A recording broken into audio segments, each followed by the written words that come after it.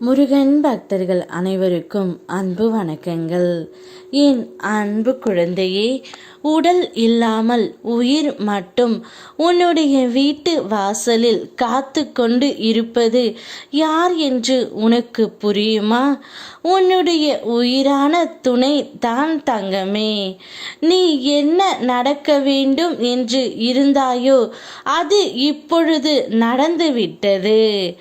நான் கூறுவதை சற்று புரிந்து கொள் தங்கமே. சில பேர் உன்னை கோபத்தை ஏற்படுத்தும் அளவிற்கு செய்தால் நீ கோபத்தை வெளிப்படுத்தி விடாதே. அவர்கள் உன்னை வேறு விதமாக மாற்ற துடிக்கிறார்கள் என்பதை நீ புரிந்து கொள்ள வேண்டும். உன் இயல்பை மட்டும் எப்போதும் இழந்து விடாதே.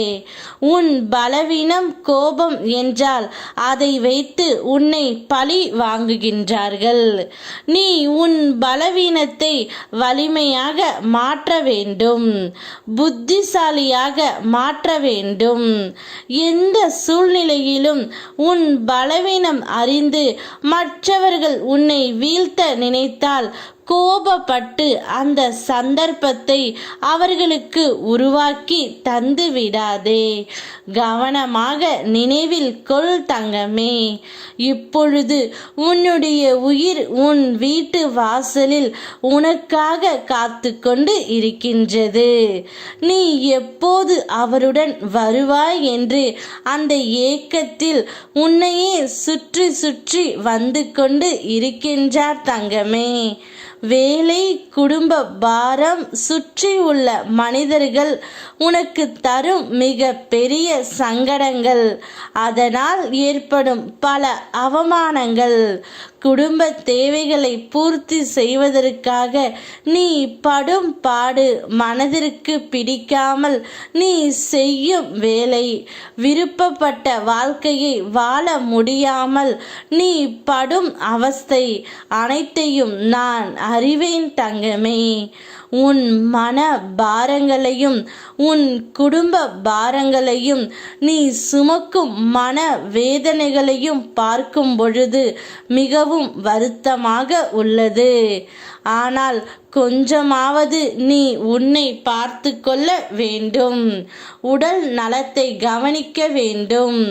மகிழ்வான இடங்களுக்கு சென்று உன் மனதை அமைதிப்படுத்தி கொள்ள வேண்டும்.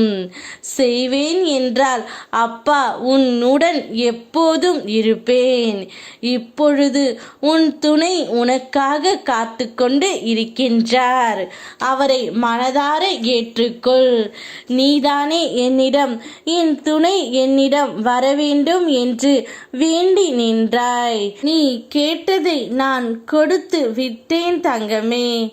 நீ பொறுமையாக இதுவரை இருந்ததற்கு பரிசாக உனக்கு இனிப்பான நிகழ்வுகள் இப்பொழுது நடந்து கொண்டு இருக்கின்றன.